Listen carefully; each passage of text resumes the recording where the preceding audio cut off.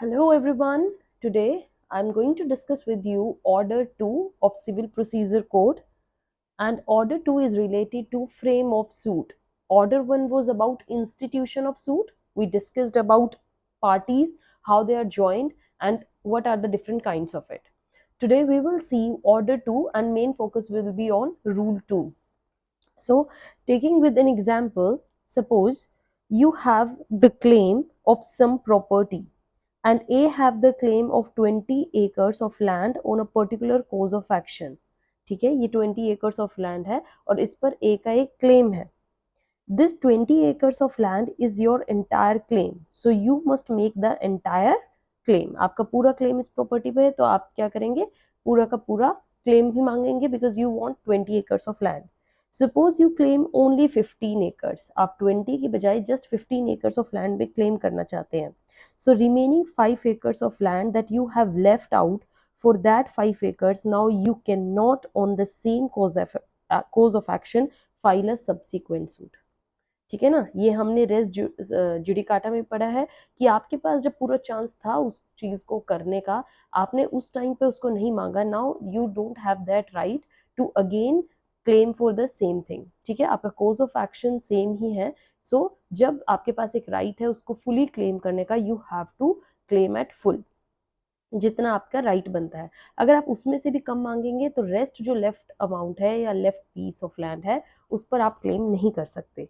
So in first and second clause जब आप rule 2 पढ़ेंगे, you will find that there is no scope for any permission from the court.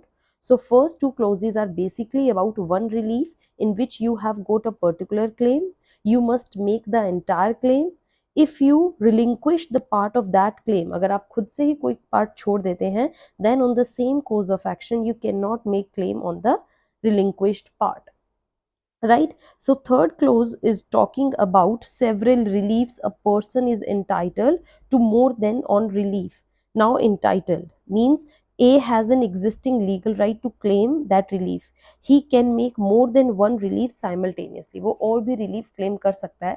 Like someone has committed breach of contract, you can claim damages, you can claim specific performance and simultaneously you can claim injunction also, है ना. तो contract के case में क्या हो सकता है कि आप different kinds of relief simultaneously मांग सकते हो. आप डैमेजेस के लिए भी कर सकते हो, साथ में आप चाहते हो कि स्पेसिफिक परफॉर्मेंस हो, और साथ में आप इंजंक्शन का भी क्लेम कर सकते हो. सो you can claim all kinds of relief together.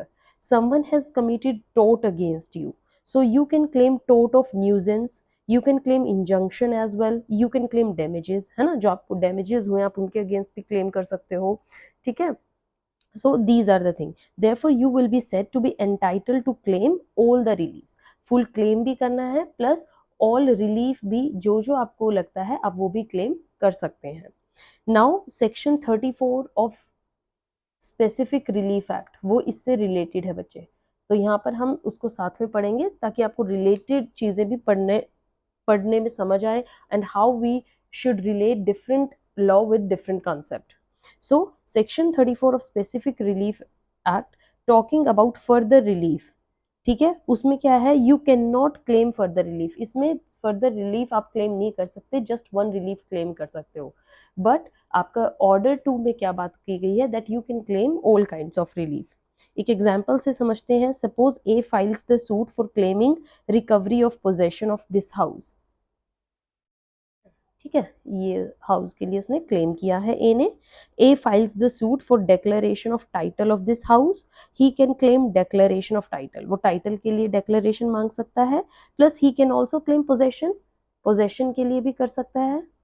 Relief उसने एक डेक्लेरेशन मांगा है और एक पोजेशन मांगा है. Right, so plus he can also claim mesne profits. जो भी उस हाउस का प्रॉफिट हुआ है जब वो ओनर नहीं था तो वो उसको भी क्लेम कर सकता है. लेकिन ये जो आपका क्लेम है पोजेशन का और मेजने प्रॉफिट्स का, ये आप एक साथ क्लेम नहीं कर सकते, क्योंकि जब तक आपको डेक्लेरेशन नहीं मिलेगा तब तक ये दोनों क्लेम नहीं मिलेंगे. Unless you get declaration you will not get these two. So these are called further relief. सबसे पहले आपको ये क्लेम करना है, इसके बाद आपको ये दोनों क्लेम्स मिलेंगे. आप तीनों को एक साथ क्लेम नहीं कर सकते. सो जो आपको रिलीफ एक रिलीफ के बाद मिलता है, उसके साथ नहीं मिल सकता, उसको हम बोलते हैं फर्दर रिलीफ। ठीक है, ये सब क्या है, साइमल्टेनियसली रिलीफ्स। बट यहाँ पर ये क्या है, ये साइमल्टेनियस है, बट ये अगर इससे कंपेयर करें डिक्लेरेशन से, these are further reliefs, right? So there are something called further reliefs and some things are called alternative reliefs. Alternative जैसे damages, injunction, specific performance, so these are alternate reliefs. आप कोई भी relief claim कर सकते हो, so you can claim these simultaneously भी here, unless you get declaration, यहाँ पर you will not get possession or mesne profit. So these are alternative reliefs, these are not alternative, right? अब order two rule two जो बात करता है, it doesn't apply upon these claims. Order two rule two apply only upon the cases where it is an alternate relief. जो alternate relief है, मतलब rule to सिर्फ इस केस में अप्लाई होता है, यहाँ पर रूल टू नहीं अप्लाई होता, बिकॉज ये क्या है, फर्दर रिलीफ्स है। ठीक है, सो when they are saying that you are entitled to claim more reliefs, more than one relief, so they are basically talking about alternative reliefs in which at the same time you can claim more than one relief. आप एक से ज्यादा relief claim कर सकते हो, and they are not talking about these further reliefs. ठीक है, आप एक बार लैंग्वेज पढ़ेंगे तो देखिए उसमें क्या है, entitled to, entitled to का मीनिंग है that person or plaintiff can claim relief. You can also claim relief 1, relief 2, relief 3, etc. at the same time. Means legal right to claim all these 3 reliefs at the same time. ये आपका एक legal right है. And suppose he claim only, वो सिर्फ एक damages मांगता है और एक injunction मांगता है. Relief 1 and relief 3 he claim करता है, relief 2 को claim नहीं करता in that suit. And later on the same cause of action, he again filed the suit to claim relief 2 अब उसको चाहिए. तो क्या ये उसको allow होगा? वट दिस क्लोज, जो ये रिलीफ 3 है, ये इसको मिलेगा। सो हमारा जो क्लोज 3 है वो क्या बात करता है, it says that a person entitled to more than one relief in respect of same cause of action may sue for all और एनी ऑफ सच रिलीफ। इकट्ठा ही वो सारी क्लेम कर सकता है या फिर एक रिलीफ क्लेम कर सकता है। बट इफ ही ओमिट्स, उसने ये स्पेसिफिक परफॉर्मेंस का क्लेम साथ में नहीं मांगा, ओमिट कर दिया, except with the leave of the court to sue for all such reliefs, he shall not afterwards sue for any relief so omitted. जो रिलीफ ओमिट हो गया है वो उसके लिए क्लेम फिर से नहीं कर सकता। So if he has omitted to particular relief, you can not claim that relief under the subsequent suit or in the same case of action unless he has obtained the permission of court. समझ में आ रहा है बच्चे?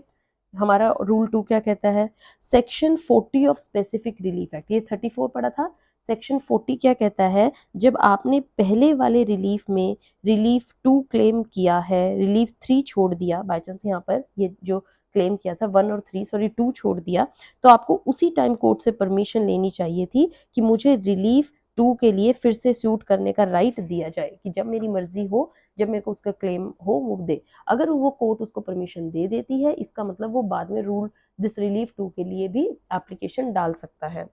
If the court had allowed you, then you can file the suit again.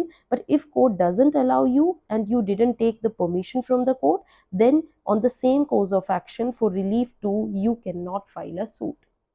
Right बच्चे? Suppose आपने damages claim कर लिए हैं, breach of contract हुआ, damages claim कर लिए, लेकिन आपने स्पेसिफिक परफॉर्मेंस क्लेम नहीं किया और इंजंक्शन भी क्लेम नहीं किया। अब डैमेजेस का सूट आपको मान लो डिसमिस हो गया, अब फिर से उस सूट करते हो और उस time you are obtaining specific performance, क्या तब अलाउ होगा? क्योंकि डैमेजेस के टाइम में सूट जो है वो आपका डिसमिस कर दिया गया है, क्या नेक्स्ट टाइम आप डैमेजेस के साथ साथ स्पेसिफिक परफॉर्मेंस क्लेम कर सकते हो? तो यहाँ पर yes it will be allowed only if you have taken the permission of court, otherwise नहीं। Similarly, there was a tort where there are 2 reliefs, एक damages का relief था और एक injunction का था, और आपने सिर्फ injunction claim किया but you didn't claim damages. Suppose बाद में फिर जब आप suit करते हो तो claim damages on the same cause of action, it will not be allowed unless the court has granted you the permission. This your section 40 says of specific relief act. ठीक है, so that if you have claimed injunction you must claim damages in that suit itself, otherwise बाद में damages के लिए अगर आप suit file करोगे तो वो आपका माना नहीं जाएगा। In case of order 2 rule 2, the burden of proof lies upon the defendant who raises the plea of order to rule 2. It has been held in Gurubaksh Singh versus जो भूरा लाल case था बच्चे, 5 जजेस बेंच थे, उसमें ये judgement दी गई that the burden of proving the bar, I'll write for you, burden of proving the bar of order to rule 2 lies upon the defendant. Defendant को ये प्लिया उठाना पड़ेगा कि यस ये पहले केस हो चुका था और प्लेंटिफ ने वहां पर क्लेम नहीं किया था, तो जो सब्सिक्वेंट सूट है यहाँ पर प्लेंटिफ को अब जो राइट है वो डिसमिस हो गया है, he has no right to claim now further relief. ठीक है, ये बर्डन ऑफ प्रूफ होता है डिफेंडेंट पर. Who has raised the plea of order to rule 2, and plea of order to rule 2 is a technical plea. Defendant has to prove following points. क्या prove करना पड़ेगा? That in the former suit जो plaintiff है was entitled to claim more than one relief but he relinquished one of them, उन्होंने वहां पर छोड़ दिया without the permission of court. And second, the relinquished relief he has been claimed on the subsequent suit में अब वो जो पिछला उसने राइट या रिलीफ जो छोड़ दिया था उसको दोबारा मांग रहे हैं, एंड जो subsequent suit is on the same cause of action पर रही है. ये सब बातें defendant will have to produce the copy of the plaint of the previous suit along with the documents, and if he does not produce copy of plaint, that court will reject the objection or plea. So in order to find out similarity of the cause of action, court क्या करती हैं, examine करती हैं plaint को, documents को, कि हाँ जो डिफेंडेंट है वो सच कह रहा है और वाकई जो प्लेंटिफ है वो दोबारा से उसी कॉज ऑफ एक्शन पर ही रिलीफ क्लेम कर रहा है. ठीक है, they have to examine the parties, some witnesses. So it was held that court can not presume bar of order two rule 2 by inferential reasoning, rather bar has to be distinctly proved करनी पड़ेगी, proving the similar cause of action. Right, आपका एक केस था landmark judgement Jayantilal Chimanlal Patel versus Vadilal पुरुषोत्तम दास पटेल, बहुत बढ़िया judgement थी, और इसमें बोला गया that defendant must prove the plaint of previous suit as per the law of evidence. Court can not suo motu raise the plea of, ये court की duty नहीं बनती है कि ऑर्डर टू रूल 2 का बार लगाए, जबकि ये ड्यूटी बनती है डिफेंडेंट की कि वो इस बार को उठाए और अपने डॉक्यूमेंट्स और पिछली जो प्लेंट है उसको शो करे कि यस जो प्लेंटिफ है वाकई सेम कॉज ऑफ एक्शन पर रिलीफ क्लेम कर रहा है और ये रिलीफ क्लेम करने का इसका हक पिछले सूट में था, वहां इन्होंने रिलिंक्विश कर दिया था. नेक्स्ट एक और आपका केस लो है बापू साहिब चिमन साहिब नायक निमंकर थ्रू महेश विजय सिन्हा. इसमें भी burden of proving the similarity cause of action is strictly upon the defendant. Again there was a case law New Okhla Industrial Development Authority versus Hari Krishna. इसमें भी बच्चे order two rule 2 doesn't require the party to file the suit with respect to several cause of actions arising out of one transaction. So order to rule 2 doesn't require the party to file the single suit with respect to several cause of action arising out of the same transaction or one transaction, जबकि order to rule 2 क्या करता है, just prohibits the splitting of single cause of action into more than one part. अगर आपके different cause of action है you can claim different suit, but आप एक ही suit को एक सिंगल कोज ऑफ एक्शन के लिए इतने सारे मल्टीपल सूट्स नहीं कर सकते हैं. Separate suits for claiming different reliefs on the same cause of action is barred by order to rule 2, right? So order to rule 2 prohibits the splitting of cause of action. It prohibits the splitting of cause of action. ठीक है, as well as splitting of reliefs. Cause of action के साथ साथ relief को भी split करने का मौके को हटाता है. So first is prohibits the splits of cause of action. They are talking about order two rule 2 sub rule 3, and splitting of reliefs में they are talking about order two rule 2 sub rule 1 and सब rule 2. ठीक है, so splitting of cause of action is given in order two rule 2 sub rule 3, और ये आपका relief case में बोला गया order two rule 2 sub rule 1 and सब रूल 2. ठीक है, ये याद रहेगा बच्चे. So you can not split your claim in one or more part. You cannot split your cause of action into two parts to claim two different reliefs separately. ये बात simply हमारा जो ऑर्डर 2 का रूल 2 है वो ये कहता है. So splitting of cause of action is relates to order to rule 2 sub rule 3, and splitting of reliefs is order to rule 2 sub rule 1 and 2. You cannot split the reliefs also, means you cannot divide your relief into two or more parts. So Here they are relating the relinquishments, that you are relating to omission of relief, right? So order 2 rule 2 will apply only after the earlier suit has been decided. जब आपका previous suit decide हो जाएगा तभी ये apply होता है. अगर previous suit decide नहीं हुआ तो yes, you can file the subsequent suit, right? So I hope you understood it well, what majorly your order 2 says and what is order 2 about framing of suits, how the suits are framed. In next session we are going to discuss what are the grounds for the rejection of plaint. Till then, keep reading, keep studying, stay tuned. Have a nice day. Thank you.